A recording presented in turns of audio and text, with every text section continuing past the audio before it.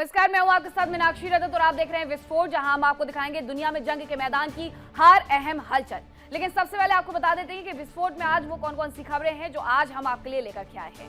तो विस्फोट में सबसे पहले हम बात करेंगे अमेरिका और ईरान के बीच जारी तनातनी की। अमेरिकी राष्ट्रपति ट्रंप लगातार ईरान पर समझौते के लिए दबाव बना रहे हैं, तो वह ईरान भी पलटवार के लिए तैयारी कर रहा है। उसने साफ कर दिया है कि समझौता ईरान की शर्तों पर ही होगा। दूसरी तरफ ग्रेटर इजराइल का जिन भी बोतल से बाहर निकल आया है और अमेरिका के सहयोगी अरब देश उससे दूर हो गए हैं। दरअसल अरब वर्ल्ड को आशंका है कि अगर ईरान को दबा दिया गया तो इजराइल को रोकने वाली ताकत भी पूरी तरीके से खत्म हो जाएगी और अरब जगत का नक्शा एक बार फिर से बदल सकता है। और उन्हें ये डाउट इस बार अमेरिका पर हो रहा है कि अमेरिका मिडिल ईस्ट का नक्शा बदलना चाह रहा है। पूरी खबर क्या है आपको बताएंगे विस्तार पूर्वक। बात हम रूस और यूक्रेन की भी करेंगे। आज हम आपको बताएंगे रूस के खिलाफ यूक्रेन की आक्रामक रणनीति क्या है, पुतिन के साथ डबल अटैक किस तरीके से ये तैयारी हो रही है, जिससे एक तरफ यूक्रेन मुसीबत में फंस सकता है और दूसरी ओर यूरोपीय यूनियन भी एक तार होते हुए नजर आ सकती है। यूरोप कैसे संयुक्त रूप से रूस से जंग लड़ेगा, ये कह पाना मुश्किल है। वहीं तीसरी बड़ी खबर में हम बात ग्रीनलैंड की करेंगे। आपको बताएंगे कि अमेरिका आखिरकार ग्रीनलैंड की मदद कैसे करने के लिए आगे पहुंच गया है। अमेरिकी राष्ट्रपति ट्रंप ने ग्रीनलैंड के लिए मदद का हाथ आगे बढ़ा दिया है।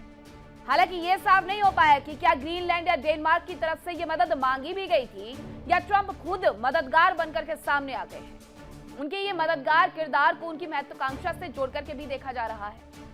इस बारे में आपको बताएंगे कि कौन सी वो मदद थी जो मुहैया करवाई जा रही थी अमेरिका की तरफ से और डेनमार्क ने सीधे कह दिया है नो थैंक्स।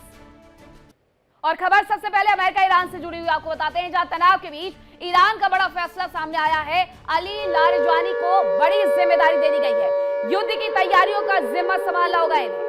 ईरान के सुरक्षा सलाहकार है अली, जिन्हें यह जिम्मेदारी दी गई है कि अगर युद्ध होता है तो युद्ध वाली परिस्थिति में उनके पास सारे अधिकार होंगे। उन्हें ये जिम्मेदारियां तय करनी होगी कि कब कहां कैसे लड़ना है। सुरक्षा का जिम्मा इन्हीं अली लारिजानी के भरोसे छोड़ दिया गया है। ये सुरक्षा सलाहकार हैं ईरान के। अब इन्हें पूरी तरीके से फ्री हैंड दे दिया गया है कि अगर ये युद्ध होता है अमेरिका के साथ तो आपके पास फ्री हैंड होगा। आप जो कुछ करना चाहे, आप जिस तरीके से इस युद्ध को मोड़ना चाहें उस तरीके से आप अपने नियमों का पालन करवाते हुए सेना को, IRGC को बता सकते हैं कि वो किस तरीके से आगे बढ़े। यानी युद्ध की तैयारियों का जो जिम्मा है वो ईरान के सुरक्षा सलाहकार को अगर दिया गया है तो एक सोची समझी रणनीति ये भी है कि किस तरीके से अमेरिका के खिलाफ ईरान भी अपनी रणनीति को मजबूत करते हुए नजर आ रहा है, जो ये चाहता है कि अगर अचानक से हमारे ऊपर हमला हो भी जाए तो हमारी तैयारी पूरी होनी चाहिए, हम किसी भी तरीके से पीछे नहीं हटने चाहिए। अब एक और जानकारी आ रही है, खबर क्या आ रही है वो आपको बताते हैं। ईरान का इजराइल को दहलाने का प्लान है। ये बताया जा रहा है कि ईरान इजराइल को भी दहलाना चाहता है, क्योंकि ये युद्ध सिर्फ अमेरिका से वैसे भी नहीं होने वाला है। बैलिस्टिक मिसाइलों की तैयारी की जा रही है। इराक बॉर्डर पर मिसाइल की जो तैनाती है वो कर दी गई है और ये मिसाइल इजराइल का सबसे बड़ा डर है। अमेरिकी सैन्य बेस पर भी ईरान को निशाना बनाने की जो तैयारी है, ईरान का निशाना अमेरिकी सैन्य बेस पर भी है और अमेरिका का सैन्य बेस इसीलिए खड़ा हुआ है कि वो ईरान को निशाना बना सके। इजराइल भी पूरी तरीके से ये कह रहा है कि जो मिसाइल प्रोग्राम चल रहे हैं ईरान के अंदर उसे बंद करवा दिया जाए, क्योंकि सबसे ज्यादा खतरा उसे ही है। उसे लगता है कि कभी भी ईरान का दिमाग घूमेगा और इजराइल की तरफ वो बैलिस्टिक मिसाइल का मुंह करके वहां पर वार कर देगा। इसीलिए अब जानकारी ये है कि ईरान ने जो तैयारी है वो इजराइल को दहलाने की भी कर ली है। खास तौर पर बैलिस्टिक मिसाइल लॉन्चर्स की तैनाती की गई है। इराक बॉर्डर पर ये मिसाइल्स की तैनाती की गई है। अमेरिकी सैन्य बेस पर भी ईरान का निशाना है। यानी अमेरिका भले ही सैन्य बेस अपना बढ़ाते जा रहा है, अपना जमावड़ा कर रहा है, लेकिन ईरान भी नजरें निगाहें टिका करके खड़ा हुआ है कि ईरान किस तरीके से अमेरिका के सैन्य बेस को उड़ा देगा, उस पर निशाना साधेगा। यह खबर आपको इस रिपोर्ट के माध्यम से समझाते हैं।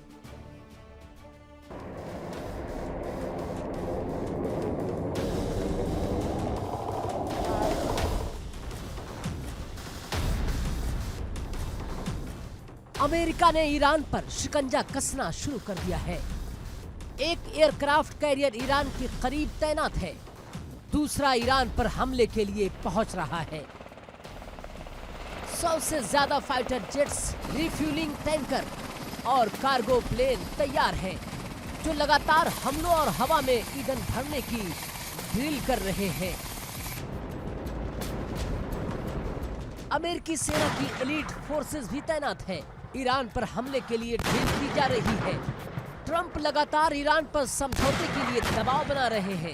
ईरान पर परमाणु कार्यक्रम और मिसाइल प्रोग्राम बंद करने के लिए दबाव बना रहे हैं, तो वहीं ईरान के खिलाफ सैन्य तैनाती बढ़ाकर हमलों का डर भी दिखा रहे हैं। भूमध्य सागर में अमेरिका के F-22 की तैनाती और हाइपरसोनिक डार्क ईगल मिसाइल की तस्वीरें सामने आने और फिर उन्हें हटाए जाने से अटकलें तेज हो गई हैं।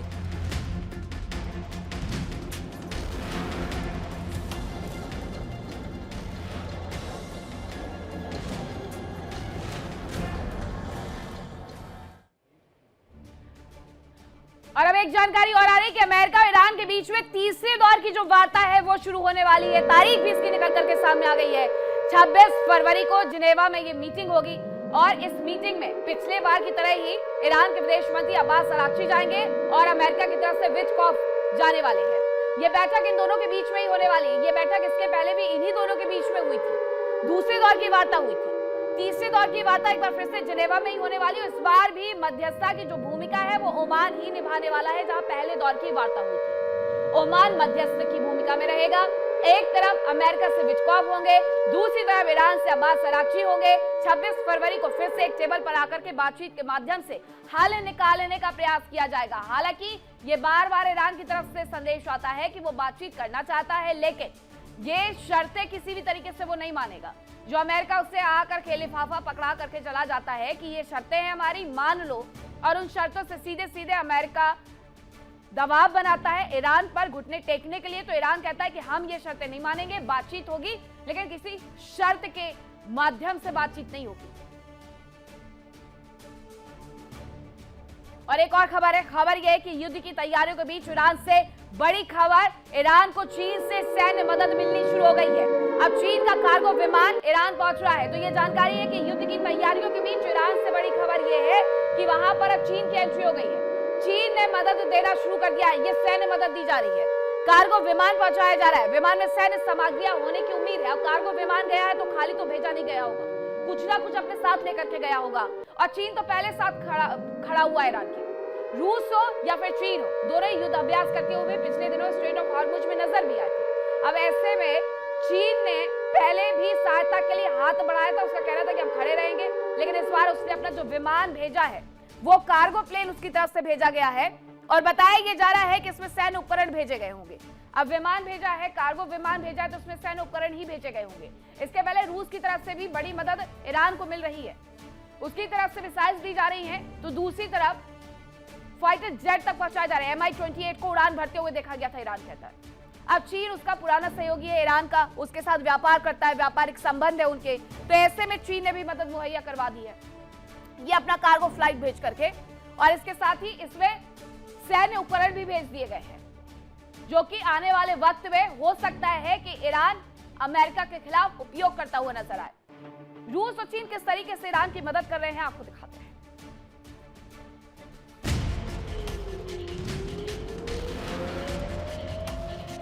भूमध्य सागर में अमेरिकी सैन्य हलचल और पेंटागन की एक रहस्यमय डिजिटल गलती ने जंग की अटकलों को तेज कर दिया है।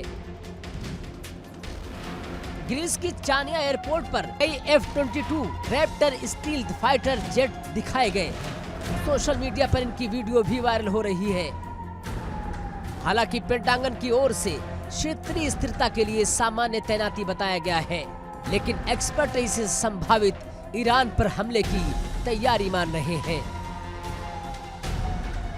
इसके साथ ही अमेरिका ने अपनी लंबी दूरी की हाइपरसोनिक मिसाइल डार्क ईगल की आधिकारिक तस्वीरें भी सोशल मीडिया पर पोस्ट कर दी। हालांकि उन्हें अचानक ही हटा दिया गया। ये जमीन से दागी जाने वाली मिसाइल मैक 5 से ज्यादा रफ्तार से उड़ सकती है और मौजूदा एयर डिफेंस सिस्टम के लिए इसे रोकना बेहद मुश्किल माना जाता है। जानकार मानते हैं कि तस्वीरों में ये पूरी तरह से ऑपरेशनल स्थिति में दिखाई दे रहे थे। इन तस्वीरों के सोशल मीडिया पर आने और उन्हें तुरंत हटाए जाने से ये कयास लगाए जा रहे हैं कि कहीं अमेरिका ने इन्हें फ्रंट लाइन पर तैनात तो नहीं कर दिया है।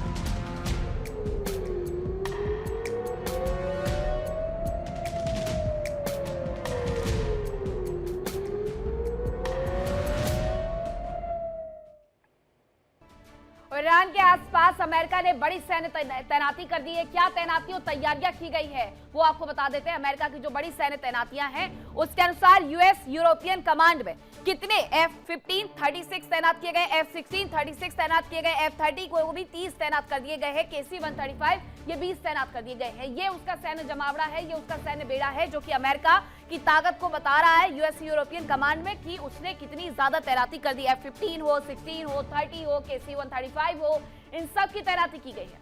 युद्धपोत जो भेजा जा रहा है उस पर पहले से एक युद्धपोत पर 70 फाइटर जेट, दूसरे युद्धपोत पर 90 फाइटर जेट है। अब आपको बताते हैं कि एयर और नेवल फोर्स की तैनाती किस तरीके से की गई है। 13 युद्धपोत तैनात किए गए हैं जिसमें aircraft carrier USS Abraham Lincoln शामिल है। इसी की मैं बात कर रही थी। जरा ये तस्वीर देखिए, ये तस्वीरें बताती है किस तरीके से यहाँ पर 70 फाइटर जेट पहले से तैनात है। सैनिक और उपकरणों की जो तेज आवाजाही है वो 150 मिलिट्री कार्गो फ्लाइट्स के माध्यम से लगातार हम वहां पर दिखाई रहे हैं आपको। 50 से ज्यादा फाइटर जेट्स तैनात किए गए हैं जिसमें F-35, F-22, F-16 है और इसके बारे में संख्या भी बाकायदा हमने आपको दिखाई। F-15, 16, 35, 135 KC, F-22 की तैनाती किस तरीके से यहाँ पर की गई है। तो ये एयर और नेवल फोर्स की तैनाती उसकी तरफ से की गई है कि पानी के माध्यम से नहीं तो हवा के माध्यम से वार करेंगे। ये तैयारियां ये बताती हैं कि अमेरिका पूरी तरीके से ठान करके बैठा और 2003 के बाद ये 23 साल के बाद ऐसा हो रहा है कि ईरान को घेरने के लिए इतनी बड़ी संख्या में वहां पर फाइटर जेट्स पहुंचा दिए गए, युद्धपोत पहुंचा दिए गए, अमेरिकी सैनिक पहुंचा दिए गए हैं। अब ये समझ जाइए आप कि अमेरिका या तो झुका देगा और नहीं झुका पाया ईरान को तो उसे पूरी तरीके से लड़ने के लिए तो अब मजबूर कर ही देगा कि मैदान में आ जाओ, वहां देखा जाएगा। सिर्फ लड़ाकू विमान ही तैयार नहीं है, जमीन पर भी ये तैयारी तेजी से देखने को मिलती है। 150 से अधिक मिलिट्री कार्गो फ्लाइट के माध्यम से हथियार, गोला बारूद, भारी जो सैन्य रसद है उसकी सप्लाई की जा रही है। यानी कि यह सिर्फ रूटीन ड्रिल नहीं है बल्कि ताकत का सीधा संदेश है।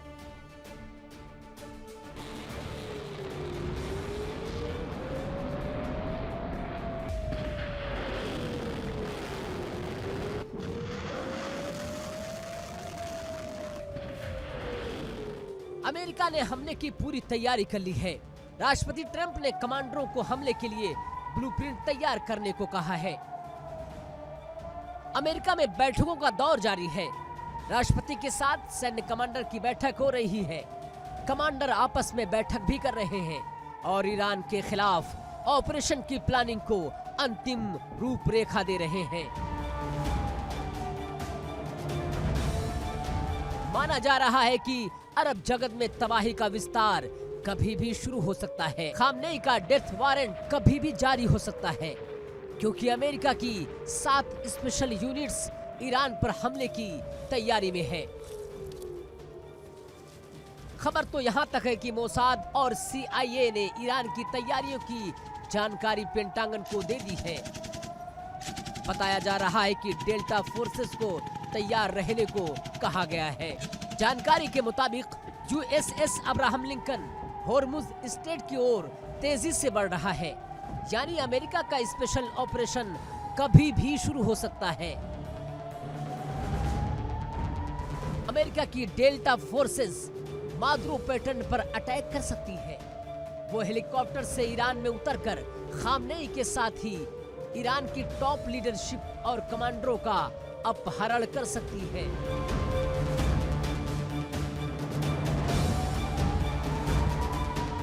उधर अमेरिका की सील टीम 6 भी अलर्ट मोड पर है। ये बेहद खतरनाक माने जाते हैं। ये बोर्ड से दुश्मन के इलाके में घुसते हैं। ये सैन्य ठिकानों पर हमले कर सकते हैं। साथ ही अमेरिका की ग्रीन बैरेट्स फोर्स भी उतर सकती है। ये सबोटेज हमले में माहिर होती है। साथ ही गुरिल्ला वारफेयर के लिए ट्रेंड भी होते हैं। ये पैराशूट से दुश्मन के इलाके में पहुंचते हैं। ये विद्रोहियों के साथ तालमेल कर जवानों पर हमले भी कर सकते हैं।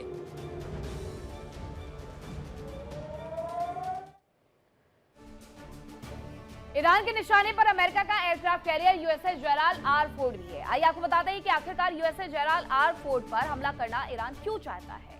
ईरान के निशाने पर ये जो एयरक्राफ्ट कैरियर है, ये जो युद्धपोत है, दरअसल वो हिजबुल्लाह के माध्यम से जेराल्ड आर फोर्ड पर कभी भी अटैक करवा सकता है और करीब 11 महीने से लगातार ऑपरेशन में यूएसएस जेराल्ड फोर्ड पहले से है। पहले कैरेबियन सी में था, भूमध्य सागर से पहले, और उसके बाद भूमध्य सागर, कैरेबियन सागर, और उसके बाद अब आ रहा है अरब सागर। कैरेबियन सागर से ईरान की तरफ बढ़ रहा है USS Gerald R Ford. USS Gerald R Ford पर तैनात सैनिकों में मानसिक थकान है। भूमध्य सागर के बाद कैरेबियन सागर में जाकर के ऑपरेशन करना वेनेजुएला पर, और उसके बाद अब अरब सागर में आना, तो एक लंबे ऑपरेशन के बाद सैनिकों में थकान होना सीधी सी बात है। एयरक्राफ्ट कैरियर पर नागरिक सुविधाओं की कमी भी हो सकती है और इसीलिए उसके लिए ये सॉफ्ट टारगेट है ईरान के लिए कि इस पर वो जाएगा और कभी भी इस पर निशाना साध देगा। लेकिन क्या इतना आसान रहने वाला है यूएसएस आर फोर्ड को निशाना बना पाना?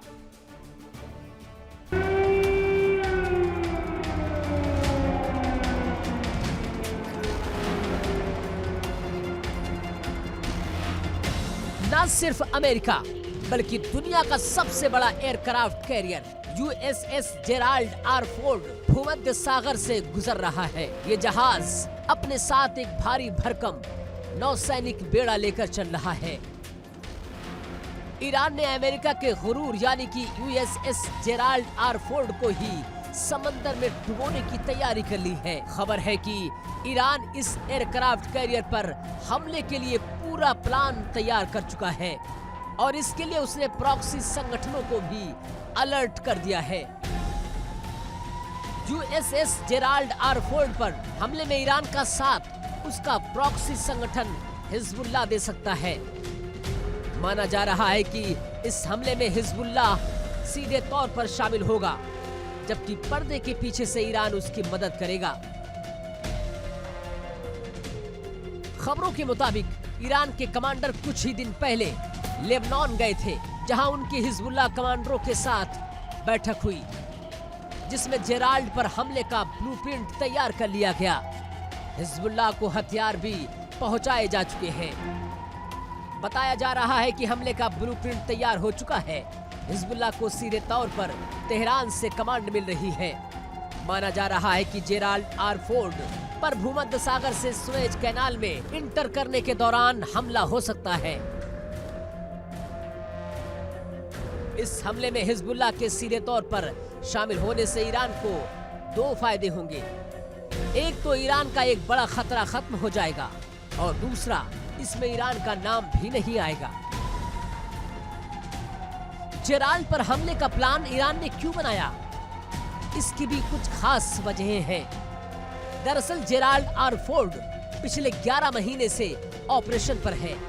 वो पहले भूमध्य सागर में तैनात था, जहां से उसे कैरिबियन सी में भेजा गया और अब एक बार फिर ईरान के पास तैनात किया जा रहा है। ऐसे में उस पर तैनात नौसैनिक मानसिक रूप से थक चुके हैं। जहाज पर नागरिक सुविधाओं की भी कमी हो रही है।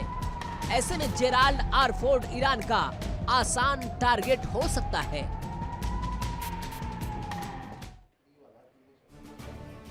अमेरिका ने ईरान के नजदीक अपनी सबसे खतरनाक से खतरनाक फोर्स की तैनाती की गई है। अब उनकी कौन कौन सी खतरनाक फोर्स है, सबसे पहले उसके बारे में आपको बताते हैं। डेल्टा फोर्स की मैं बात करती हूँ। यह हाई वैल्यू टारगेट रेट्स के लिए इस्तेमाल की जाती है। काउंटर टेररिज्म में ये सबसे ज्यादा माहिर होते हैं। इसके बाद आती है इनकी green mountain boys. Air to air combat में ये माहिर होते हैं, साथ ही ये प्रिसीजन स्ट्राइक्स करने का भी दम रखते हैं। वाइल्ड वीजर डिफेंस सिस्टम तोड़ने में ये सबसे ज्यादा माहिर माने जाते हैं और इसके साथ ही एंटी एयरक्राफ्टर ऑपरेशन में भी इनका इस्तेमाल किया जाता है। इसके बाद आती है सील टीम 6। डायरेक्ट एक्शन के अलावा मैरीटाइम ऑपरेशंस में भी ये माहिर होते हैं। इसके बाद बारी आती है ग्रीन बैरक्स की। ये गुरिल्ला वॉरफेयर यानी छोटी जंगों के लिए ट्रेंड होते हैं। सबोटेज अटैक पर भी ये काम कर सकते हैं। नाइट स्टॉकर्स यूनिट भी इसमें शामिल है। ये पहाड़ी इलाकों में ऑपरेशन के लिए खास तौर पर ट्रेन किए जाते हैं और साथ में घुसपैठ रोकने के लिए माहिर होते हैं। मरीन राइडर्स डायरेक्ट एक्शन में ये माहिर होते हैं। एम्फीबियस ऑपरेशन होता है। अब ये जो तमाम लिस्ट है, उसके माध्यम से ये जरा समझिए कि अमेरिका ने अपने सबसे ज्यादा खूंखार से खूंखार सैनिकों को भेजा गया है उनकी तरफ से, ताकि वो ईरान पर किसी भी तरीके से फतह हासिल कर ही लौटे।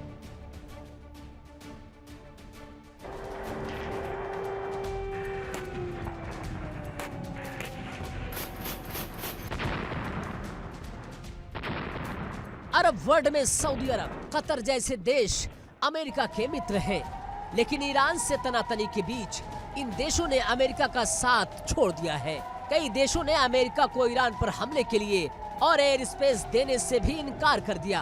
खास बात यह है कि यहाँ अमेरिका के 8 स्थायी और 12 अस्थायी सैन्य बेस हैं, लेकिन यहाँ से अमेरिका अब ईरान के खिलाफ एक ड्रोन तक नहीं उड़ा सकता। इस बीच अरब जगत में नया डर फैल गया है।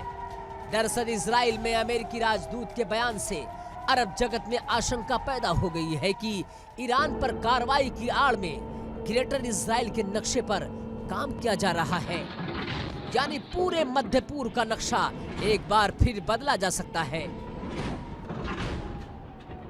ये डर कितना बड़ा है, इसका अंदाजा इसी बात से लगाया जा सकता है कि OIC और अरब लीग जैसे संगठन एकजुट होकर इस अमेरिकी नीति का विरोध कर रहे हैं और इसे अपनी रेड लाइन बता रहे हैं। अरब देशों को डर है कि अगर अमेरिका और इजराइल का निशाना ईरान बना और ईरान कमजोर हुआ तो मिडल ईस्ट का शक्ति संतुलन हमेशा के लिए बदल जाएगा।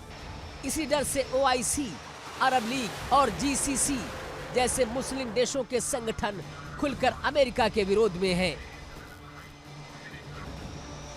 हालांकि कई देशों ने अमेरिका को अपनी जमीन या एयर स्पेस को ईरान के खिलाफ इस्तेमाल की इजाजत नहीं देने को कहा है, तो अमेरिका ने इसका तोड़ भी खोज लिया है, जिसके तहत ईरान पर हमले में अरब देशों की ना तो जमीन का इस्तेमाल किया जाएगा और ना ही एयर स्पेस का। ईरान पर यूरोप से सीधा हमला हो सकता है। बुल्गारिया, ग्रीस और साइप्रस जैसे यूरोपीय देशों से अमेरिका के F-35 और F-16 फाइटर जेट्स उड़ान भरेंगे। रास्ते में KC-135 टैंकर से हवा में ही रिफ्यूलिंग होगी। मध्य सागर के ऊपर अंतर्राष्ट्रीय हवाई क्षेत्र में उड़ते हुए ये फाइटर जेट्स ईरान के नजदीक तक पहुंचेंगे और हमला करके वापस लौट आएंगे। साफ है कि अमेरिका ने हमले की पूरी तैयारी कर ली है। अब चाहे अरब देश विरोध करें या साथ दें, अमेरिका और इजराइल हमला जरूर करेंगे। लेकिन इस बीच सवाल यही है कि क्या वास्तव में ग्रेटर इजराइल की कल्पना हकीकत में बदलेगी? और अब बात तेहरान की करेंगे, जहां तेहरान में प्रदर्शन के दौरान हिंसक झड़प देखने को मिली है। खामनेई के समर्थक और विरोधी आपस में यहाँ पर भिड़ गए हैं और ये सब कुछ हुआ है अमीर कबीर यूनिवर्सिटी में। ये दोनों गुट आपस में भिड़ जाते हैं, एक तरफ समर्थक होते हैं, एक तरफ विरोधी होते हैं, और अभी भी वहां पर प्रदर्शन की आग इसी तरीके से जल रही है जैसे पहले प्रदर्शन हो रहे थे। प्रदर्शन इसी तरीके से अभी भी यहाँ पर लगातार चल रहे हैं, लेकिन इस दौरान जब समर्थक और विरोधी सामने आ जाते हैं अमीर कबीर यूनिवर्सिटी में, तो हंगामा हो जाता है, दोनों ही भिड़ जाते हैं। अब ये तस्वीरें जरा देखिए कि किस तरीके से विरोध प्रदर्शन ईरान की सड़कों पर अभी भी देखने को मिल रहा है। ईरान में गृह युद्ध जैसे जो हालात थे वो बदले कभी नहीं। वहां पर पहले भी प्रदर्शन चल रहा था, अभी भी प्रदर्शन चल रहा है। लोग ये मांग कर रहे हैं कि आयतुल्ला अली खामनेई की विदा कर दी जाए, उन्हें हटा दिया जाए पद से। लेकिन आयतुल्ला अली खामनेई हटेंगे नहीं, अपनी सत्ता कैसे छोड़ देंगे? अमेरिका बार बार ये चेतावनी देता है कि जो प्रदर्शनकारी हैं उन पर किसी तरीके से आंच नहीं आनी चाहिए। अमेरिका ये दावा करता है कि 32,000 प्रदर्शनकारियों का कत्लेआम किया गया है। अब ईरान कहता है कि उसके सबूत दे दो, अगर ऐसा है तो 32,000 कैसे हो गए? 987 लोगों को अमेरिका का कहना है कि हमने फांसी से बचाया है। लेकिन ईरान में जो प्रदर्शन है, अगर आप सोच रहे हैं कि वो दब गया है, खत्म हो गया है, तो ऐसा नहीं है, क्योंकि हाल फिलहाल में बार बार तस्वीरें आती है। हालांकि ये पुरानी तस्वीरें कुछ दिन, लेकिन ये यूनिवर्सिटी की तस्वीरें सामने आ रही है। अमीर कबीर यूनिवर्सिटी है वहां पर, कि किस तरीके से जो समर्थक है वो आ गए और विरोधी जो है वो आ गए, और उसके बाद दोनों के बीच में हिंसक झड़प भी देखने को मिली है। इस हिंसक झड़प के बाद कई लोगों के घायल होने की खबरें तक सामने आई, और अभी भी ये प्रदर्शन चल ही रहा है। इस झड़प के बाद अगर शांत हो गया प्रदर्शन, तो ऐसा भी नहीं है। एक तरफ ईरान बाहरी ताकतों से लड़ने के लिए अपने आप को तैयार कर रहा है, दूसरी तरफ ईरान अपने घर में भी अपने ही लोगों से लड़ते भिड़ते हुए नजर आ रहा है।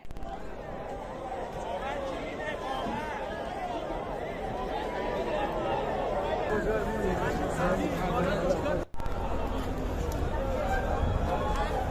प्रदर्शन के दौरान की तस्वीरें जरा देखिए, किस तरीके से जो लोग घायल हैं, मृत हैं, वो जगह तगह वहां पर है। प्रदर्शन एक बड़े स्तर पर ईरान में हो रहा है। ईरान के अंदर हालात बदले नहीं है और घर के बाहर ईरान के दरवाजे पर दस्तक अमेरिका दे रहा है, एक विशाल युद्ध की तैयारी के रूप में। अब ईरान किससे निपटे, या तो इन लोगों से जो उसके अपने ही हैं, या फिर बाहर खड़े हुए उस दुश्मन से जिसकी निगाहें पूरी तरीके से ईरान को पलटने की, ईरान की सत्ता को पलटने की है, खामनेई प्रशासन को जड़ से उखाड़ फेंकी। ये प्रदर्शन जरा सुनिए और देखिए।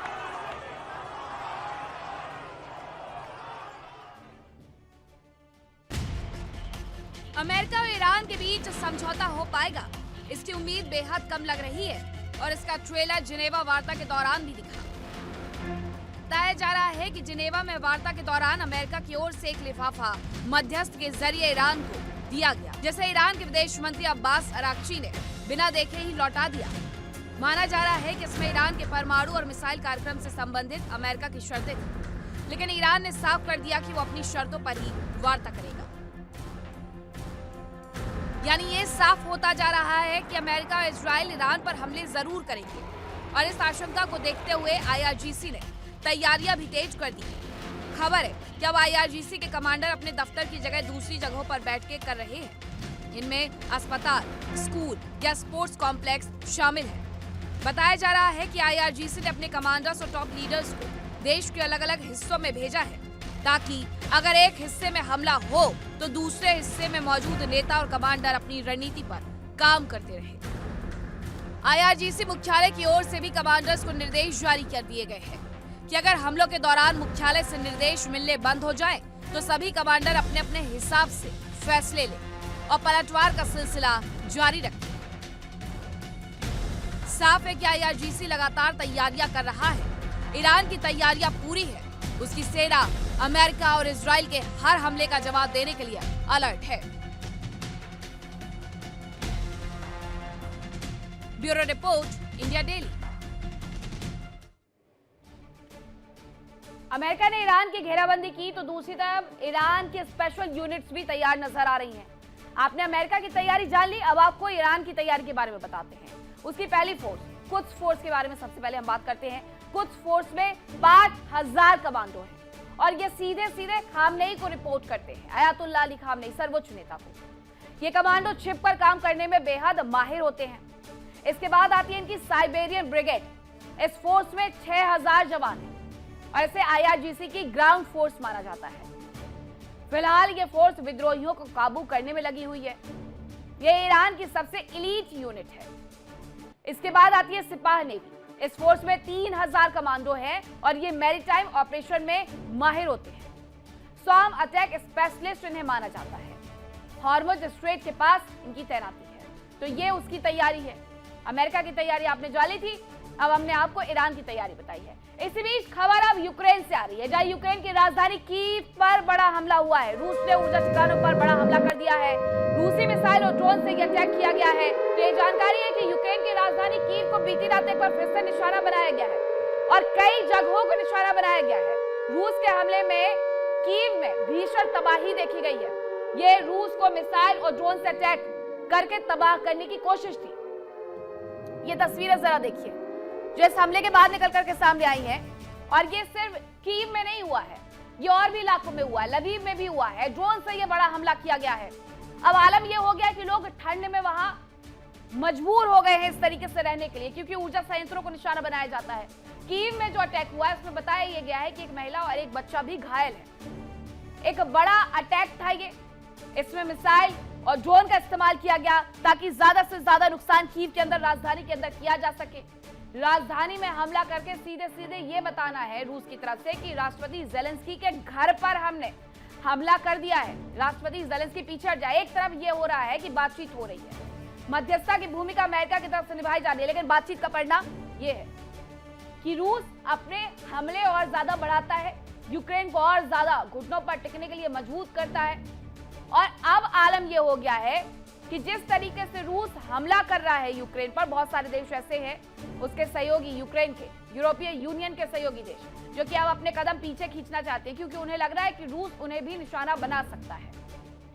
और ये कोई नई बात नहीं है, बार बार ये कहा गया है रूस की तरफ से कि वो यूरोप को भी नहीं बख्शेगा। यूरोप अपनी तैयारी कर रहा है। बहुत सारे देश ऐसे हैं, पोलैंड हो उसमें या फिर अन्य देश हो, उन्होंने इस तरीके से तैयारी कर ली है कि अपने फाइटर जेट्स को वॉर रेडी कर दिया है। इस बीच एक और खबर आ रही है, वो भी आपको बता देते हैं।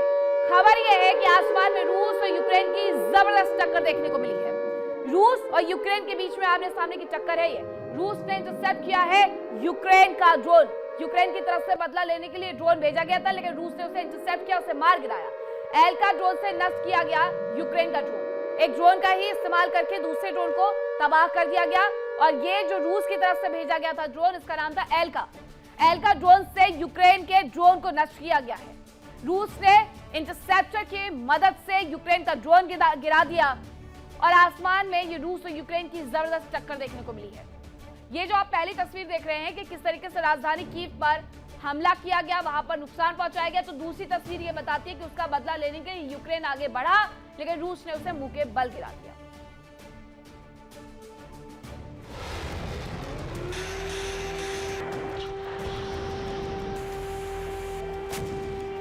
यूक्रेन की रूस के खिलाफ रणनीति बेहद आक्रामक होती जा रही है। राष्ट्रपति ज़ेलेंस्की की रूस के खिलाफ रणनीति बदल गई है।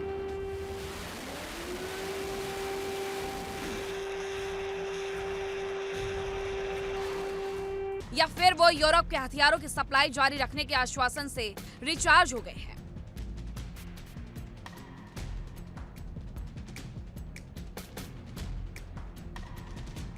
यूक्रेन की सेना लगातार रूस के अलग अलग इलाकों में विध्वंस मचा रही है।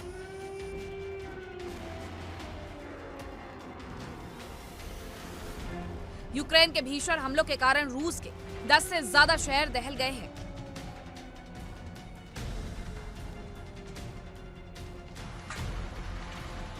राजधानी मॉस्को से लेकर मोल्दोविया तक भारी तबाही हुई। मोल्दोविया में यूक्रेन ने एक फैक्ट्री को निशाना बनाया। इस फैक्ट्री को बड़े नुकसान का दावा किया जा रहा है। बताया जा रहा है कि इस फैक्ट्री में बड़े इलेक्ट्रॉनिक्स उपकरण और मिसाइलों के पुर्जे बनते हैं। यूक्रेन ने रूस के समारा में भी बड़ा अटैक किया। ज़ेलेंस्की के जवानों के निशाने पर नेफ्तेगोदोव्स्की गैस प्लांट रहा। बताया जा रहा है कि यहां यूक्रेन के स्पेशल यूनिट ने हमला किया। यूक्रेन की ताकत कितनी बढ़ चुकी है, इसका अंदाजा उदमूर्तिया रिपब्लिक पर हुए हमले से समझा जा सकता है।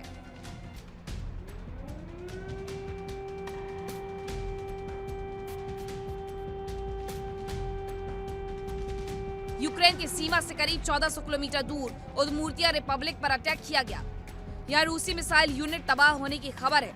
इस इलाके में लगातार 2 दिन तक हमले किए गए।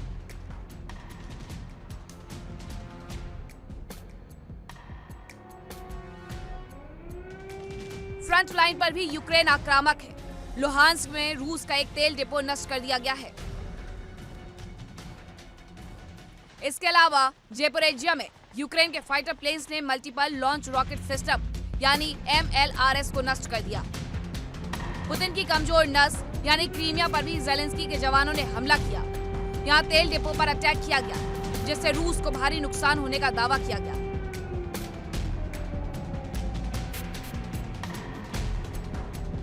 खबरों के अनुसार सारांश, समारा, लुहांस्क, डोनेत्स्क और वितिकिन्स्क में सबसे ज्यादा नुकसान हुआ।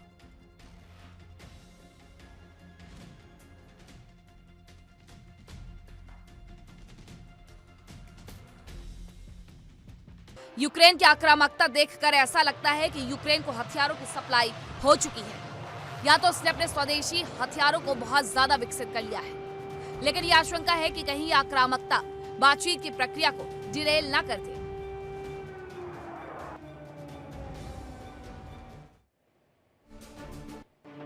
और रूस का यूक्रेन पर आर्टिलरी से अटैक देखने को मिला है। रूस के हमलों में यूक्रेन के कई पोस्ट तबाह कर दी गई है और यूक्रेन की ड्रोन पोस्ट पर सबसे बड़ा ये भीषण हमला हुआ है। रूस ने यूक्रेन पर आर्टिलरी से ये अटैक किया है और उसकी सुरक्षा चौकियों को तबाह कर दिया है। रूस के हमलों में यूक्रेन की कई पोस्ट तबाह होने की जानकारी मिल रही है। बताया ये जा रहा है कि ड्रोन पोस्ट पर भीषण हमले किए गए हैं और यही स्ट्रेटजी है रूस की तरफ से कि यूक्रेन की जितनी भी सुरक्षा चौकियां हैं उनको तबाह कर दो ताकि आसानी से आगे बढ़ा जा सके। वैसे भी बातचीत चल रही है कि पीस हो जाए, शांति हो जाए, और अगर शांति हो जाती है तो कुछ जगहों को तो रूस हथिया ही ले। इसीलिए वो सुरक्षा चौकियों पर हमले करके वहां पर अपना दावा कायम बता देता है। 12 जगह हैं यूक्रेन की जिस पर रूस अपना दावा पहले ही कर चुका है और वो चाहता है कि जब भी ये शांति समझौता हो, अमेरिका की मध्यस्थता हो, तो ये मान लिया जाए कि ये जगह रूस से बिलोंग करती है। ये जगह रूस को दे दी जाए, ना कि यूक्रेन को, क्योंकि उसने ये 4 साल के युद्ध के पास अपने पास वो लेकर के आया है। 4 साल लंबा युद्ध। इसी बीच एक और खबर आ रही है, वो भी आपको बता देते हैं। खबर यह है कि पूर्वी यूक्रेन पर रूस का हमला देखने को मिला। अब ये पूर्वी यूक्रेन पर रूस का हमला हुआ है। रूसी सेना ने मिसाइल से ये हमला किया है। रूस के हमले में भारी नुकसान का दावा किया जा रहा है। रूस ने जगह तगह सबसे बड़े हमले दे दिए हैं। कल 22 तारीख थी और इसी के साथ 4 साल पूरे होने का ये उपहार भेजा गया है। पूर्वी यूक्रेन पर रूस का हमला, इसके अलावा जो उनकी चौकियां हैं वहां पर हमला, यूक्रेन की राजधानी कीव पर हमला, लवीव पर हमला, लोहांस्क पर हमला, यानी सिर्फ और सिर्फ हमले भेजे गए गुलदस्ते के रूप में कि 4 साल हो गए युद्ध को, याद कर लो कि हमने क्या किया था और अभी भी हम पीछे नहीं हटेंगे। अब ये 2 खबरें हैं कि रूसी सेना ने मिसाइल से अटैक किया तो रूस में भारी नुकसान का दावा किया जा रहा है। पूर्वी यूक्रेन पर यह हमले का दावा किया जा रहा है। दूसरी तरफ यूक्रेन की ड्रोन पोस्ट पर हमला किया गया है और ये आर्टिलरी से अटैक किया गया है। 4 साल पूरे हो गए हैं इस युद्ध को, लेकिन हमले किस तरीके से चल रहे हैं, कितना नुकसान हुआ कल के इस पूरे हमले में, वो आपको दिखा रहे हैं।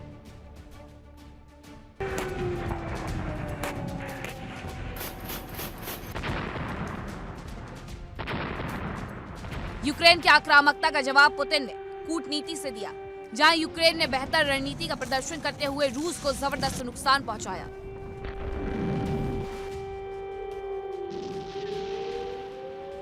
तो वही पुतिन ने कूटनीति के मैदान में यूक्रेन को जबरदस्त मात दी।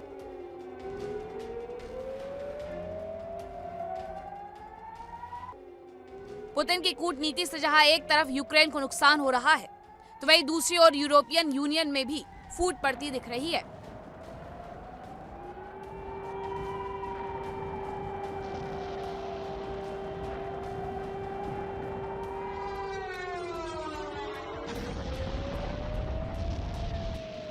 बताया जा रहा है कि रूस को आर्थिक नुकसान पहुंचाने के मकसद से यूक्रेन ने द्रुबजा पाइपलाइन से तेल की सप्लाई क्या रोकी, उसकी मुसीबत बढ़ गई। रूस के समर्थक देश यूक्रेन के खिलाफ आक्रामक हो गए।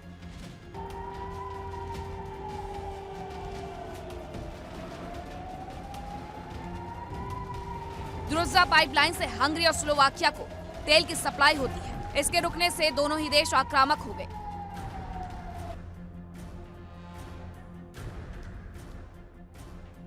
हंगरी ने यूक्रेन को डीजल और दूसरे ईंधन की सप्लाई रोकने की धमकी दी। दरअसल यूक्रेन को खेती और सैन्य जरूरतों के लिए जरूरी डीजल हंगरी जैसे देशों से मिलता है। हंगरी की नाराजगी की गाज यूक्रेन की बिजली सप्लाई पर भी गिर सकती है। साथ ही हंगरी यूरोपियन यूनियन से यूक्रेन को जारी होने वाले पैकेज पर वीटो भी लगा सकता है।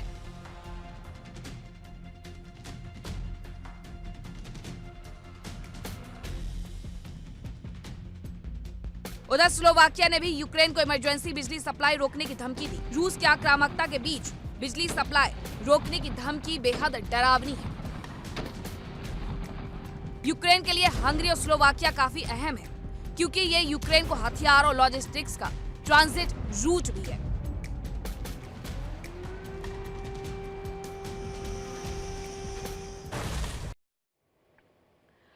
और एक और जानकारी आ रही है कि रूस ने और भी जगह हमले किए हैं और ये लोहांस्क में किए गए हैं। लोहांस्क में रूसी कब्जे वाले इलाके में हमला किया गया है। यूक्रेन की फौज ने ऑयल डिपो पर यह हमला किया है। रूसी कब्जे वाला ये क्षेत्र है जहां पर ऑयल डिपो पर हमला किया गया है। यूक्रेन की फौज की तरफ से ड्रोन अटैक में रूस को भारी नुकसान पहुंचाया गया। अब सीधी सी बात है कि अगर ये रूस बार बार अटैक करेगा यूक्रेन पर तो वो भी जवाब देगा, और उसने जवाब लुहांस्क में दे दिया है। रूसी कब्जे वाला जो इलाका है, रूस ने दरअसल इस इलाके को कब्जा लिया है। अब वहां पर जब उसने अटैक किया तो यूक्रेन ने उसकी जो ऑयल डिपो है उसको पूरी तरीके से तबाह कर दिया है। ड्रोन अटैक में रूस को भारी नुकसान पहुंचाया गया है, ये बताया जा रहा है। ड्रोन का इस्तेमाल हालांकि इस पूरे युद्ध में होता रहा है, और अभी भी जो ड्रोन का इस्तेमाल है इस युद्ध में सबसे ज्यादा किया जा रहा है। मिसाइल से ज्यादा इस्तेमाल ड्रोन का हो रहा है, और इस ड्रोन के माध्यम से ये, क्योंकि एक तो कम खर्चीला होता है, अत्यधिक सुविधाजनक होता है कि जहां पहुंचाना है वहां पहुंचा दो, टारगेट एम पर टारगेट ये साध करके ही आएगा, निशाना उससे बना करके ही आएगा। तो ऐसे में सबसे ज्यादा इस्तेमाल ड्रोन का हो रहा है। ड्रोन की सप्लाई इस पूरे युद्ध में सबसे ज्यादा हुई है। अब एक और खबर आ रही है, वो भी आपको बता देते हैं कि किस तरीके से अभी भी यहाँ पर जो तैयारियां हैं वो देखने को मिलती है यूक्रेन वॉर की। यूक्रेन वॉर पर ज़ेलेंस्की की चेतावनी सामने आ गई है। उन्होंने क्या चेतावनी दी है, चलिए वो आपको बता देते हैं। चेतावनी देते हुए कहा गया है कि तीसरे विश्व युद्ध जैसा है यूक्रेन युद्ध, ये ज़ेलेंस्की ने दावा कर दिया है। 20 लाख लोग वैसे ही मारे जा चुके इस युद्ध में, तो ये तो सबसे बीभत्स युद्ध है। ये दूसरे वर्ल्ड वॉर से कहीं आगे निकल चुका है। यूक्रेन वॉर पर ज़ेलेंस्की कह रहे हैं कि ये यूक्रेन तक सीमित नहीं रहेगा, ये तीसरे विश्व युद्ध जैसा हो गया। दूसरे देशों को भी जंग में घसीटेंगे पुतिन, और ये हो रहा है। बहुत सारे यूरोपियन यूनियन कंट्री हैं जो कि अभी डरी हुई नजर आ रही हैं। पोलैंड ने अपनी सुरक्षा व्यवस्था बढ़ा दी, मजबूत कर दी है। इटली ने अपनी सुरक्षा व्यवस्था को और मजबूत कर लिया है। जर्मनी का आलम यह हो गया है कि एयर डिफेंस सिस्टम उसने भी लगाने शुरू कर दिया है कि रूस कभी भी आगे बढ़कर के उनके ऊपर निशाना साध सकता है। और यही ज़ेलेंस्की कह रहे हैं कि दूसरे देशों को भी जंग में पुतिन कभी भी घसीट सकते हैं। यानी वो सीधे सीधे ये बता रहे हैं कि तैयारी आप भी कर करके रखिए, क्योंकि ये युद्ध तीसरे विश्व युद्ध जैसा हो गया है। यूक्रेन युद्ध पर ये बड़ी बात कही गई है। ज़ेलेंस्की की तरफ से दो खबरें आपको दिखा रहे हैं। लुहांस्क में भीषण हमला किया गया यूक्रेन की तरफ से, दूसरी तरफ यूक्रेनी राष्ट्रपति ज़ेलेंस्की का बयान सामने आया है कि ये सीमित नहीं रहेगा, रूस इसे और आगे लेकर के जाएगा, दूसरे देशों को भी ड्रैग करेगा। अब दूसरे देशों को अगर ड्रैग करेगा तो दूसरे देशों की तैयारियां क्या है वो जरा जान लीजिए।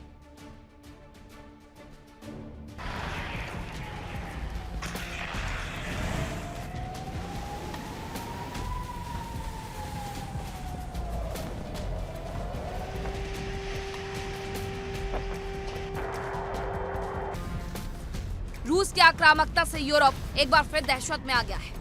एक बार फिर पोलैंड में हमले का अलर्ट सायरन गूंजने लगा है।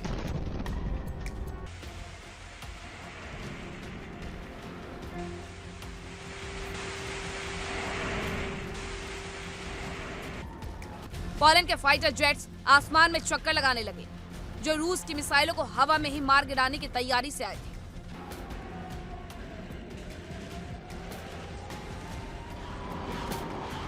रूस के Tu-95 बॉम्बर ने यूक्रेन के लवीव पर मिसाइल से हमला किया। इन हमलों की जानकारी लगते ही नेटो को सूचना दे दी गई।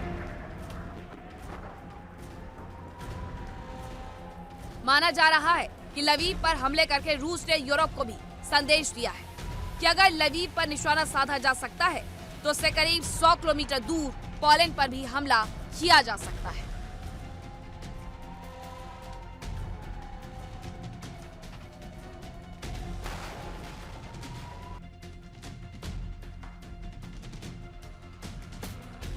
इससे पहले भी जनवरी में रूसी सेना ने लवीव पर ऑर्सेनिक मिसाइलों से अटैक किया था। ये मिसाइलें कापुतिन्स्क यार मिसाइल बेस से दागी गई थी, जबकि रूस ने बेलारूस में भी ऑर्सेनिक मिसाइल का कमांड सेंटर बनाया।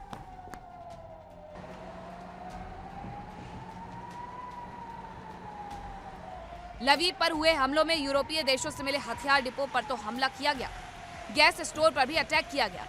बताया जा रहा है कि लवीव में अंडरग्राउंड गैस स्टोरेज भी तबाह हो गया।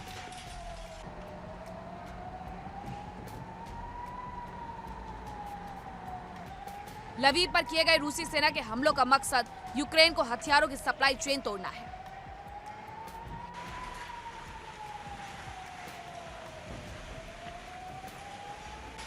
बताया जा रहा है कि पोलैंड सीमा पर रूस के जासूस एक्टिव हैं, जो पोलैंड की जानकारी जुटा रहे हैं। उधर पोलैंड और बेलारूस बॉर्डर पर फोर्स तैनात है।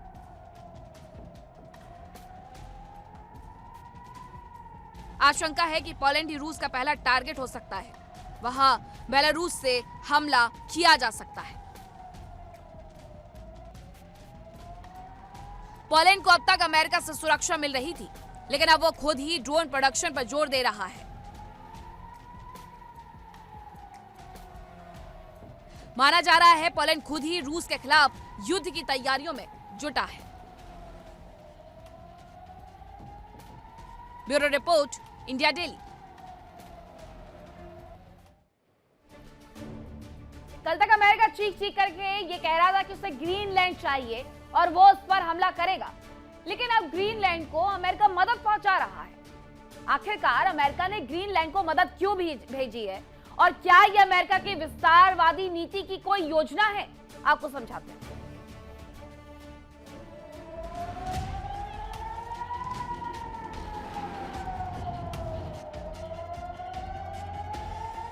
ट्रंप की विस्तारवाद नीति को एक बड़ा झटका लगा। अमेरिका के ग्रीनलैंड की ओर रही आक्रामकता के बाद से ग्रीनलैंड और डेनमार्क समेत पूरा यूरोप सतर्क हो गया है।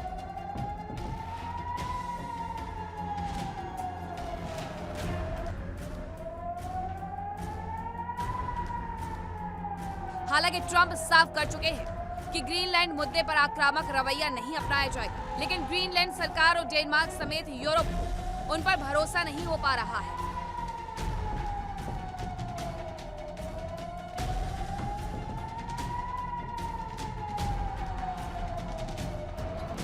बताया जा रहा है कि ट्रंप ने ग्रीनलैंड में एक हॉस्पिटल शिप भेजने की घोषणा की।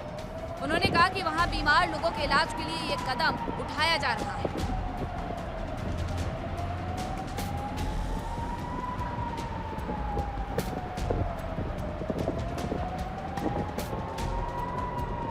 हालांकि व्हाइट हाउस ने इसे लेकर कोई आधिकारिक जानकारी नहीं दी। ट्रंप ने ये जानकारी सोशल मीडिया पर दी। ट्रंप ने अपने पोस्ट में लिखा कि वे लुइसियाना के शानदार गवर्नर जेफ लैंड्री के साथ मिलकर एक बेहतरीन अस्पताल जहाज ग्रीनलैंड भेज रहे हैं। ट्रंप का कहना है कि वहां कई लोग बीमार हैं जिन्हें सही इलाज नहीं मिल पा रहा, इसीलिए ये जहाज उनकी देखभाल के लिए भेजा जा रहा है, जो फिलहाल रास्ते में है।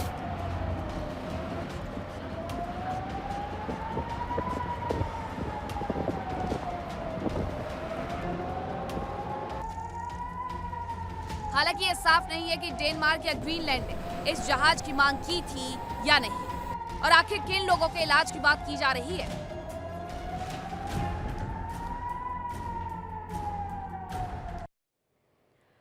तो इस हॉस्पिटल शिप को आगे तो बढ़ाया गया अमेरिका की तरफ से, लेकिन व्हाइट हाउस की तरफ से कोई आधिकारिक बयान नहीं दिया गया, बस ट्रंप ने इसके बारे में बताया। अब दूसरी तरफ ग्रीनलैंड हो या डेनमार्क को, दोनों ने नो थैंक्स कह करके उनकी इस मदद से इनकार कर दिया है। अब लोग किस तरीके से बीमार है इसके बारे में कोई जानकारी नहीं दी गई, ना तो राष्ट्रपति ट्रंप के द्वारा, ना ही ग्रीनलैंड और डेनमार्क के द्वारा कि आखिरकार वहां पर हुआ क्या है। इन सब के बीच में सबसे बड़ा सवाल यह उठता है कि ग्रीनलैंड आखिरकार अहम क्यों है अमेरिका के लिए।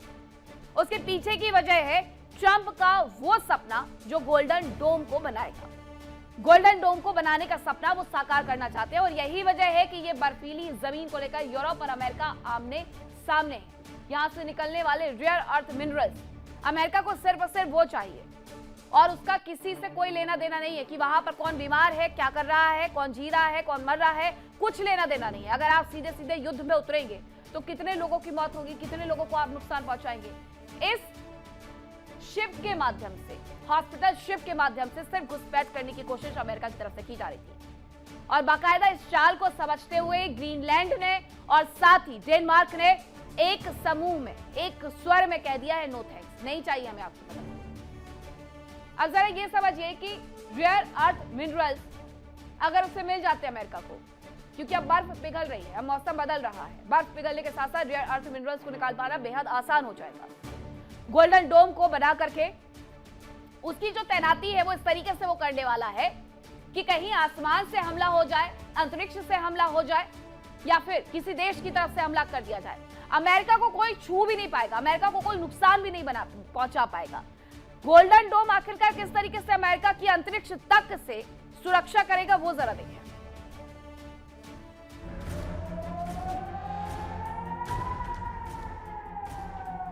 अमेरिकी राष्ट्रपति ट्रंप ग्रीनलैंड पर अमेरिकी झंडा गाड़ना चाह रहे हैं। हालांकि यूरोपीय देशों के रुख के बाद उन्होंने अपने कदम पीछे खींचे और आक्रामकता से दूर रहने की बात की।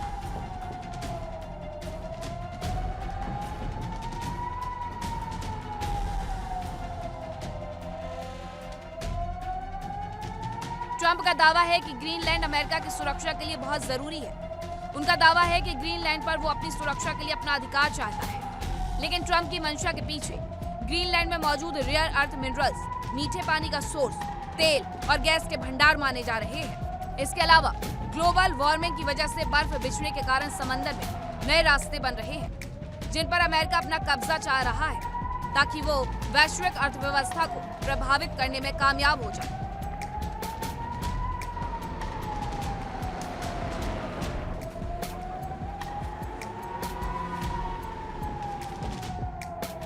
अमेरिका ग्रीनलैंड में अपना महत्वाकांक्षी प्रोजेक्ट गोल्डन डोम तैयार करना चाहता है। माना जा रहा है कि इस प्रोजेक्ट में रडार के साथ ही मल्टी लेयर ढाल होगी। अमेरिका का मानना है कि अगर रूस या चीन की ओर से कोई मिसाइल या ड्रोन अमेरिका के मेन लैंड की ओर आता है तो उसे ग्रीनलैंड से होकर आना होगा।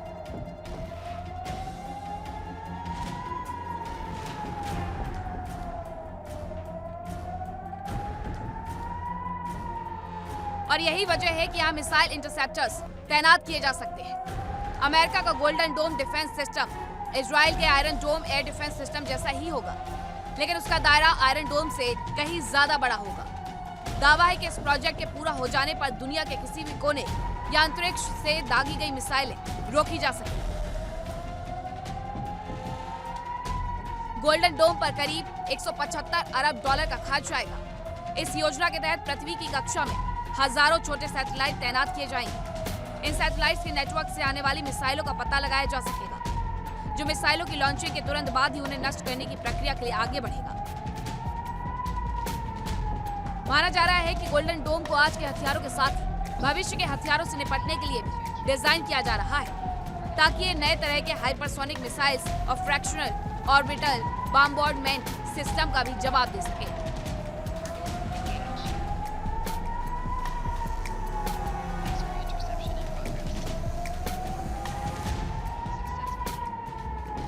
साफ है कि अमेरिका की आक्रामकता भले ही कम हुई हो, लेकिन ट्रंप की नजर अभी भी ग्रीनलैंड पर है। हालांकि मानवीय मदद का ट्रंप की महत्वाकांक्षा से कोई संबंध नहीं है, ये कहना मुश्किल है।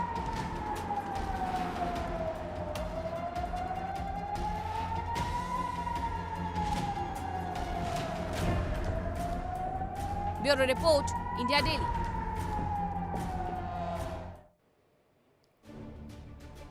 तो विस्फोट में एक वक्त एक छोटे से ब्रेक का। देखिए इंडिया डेली 24/7 अब आपकी स्मार्ट टीवी पर। इंडिया डेली मौजूद है सभी डिजिटल प्लेटफॉर्म पर लाइव और लगातार। इंडिया डेली 24/7 हर दिन राष्ट्र को समर्पित।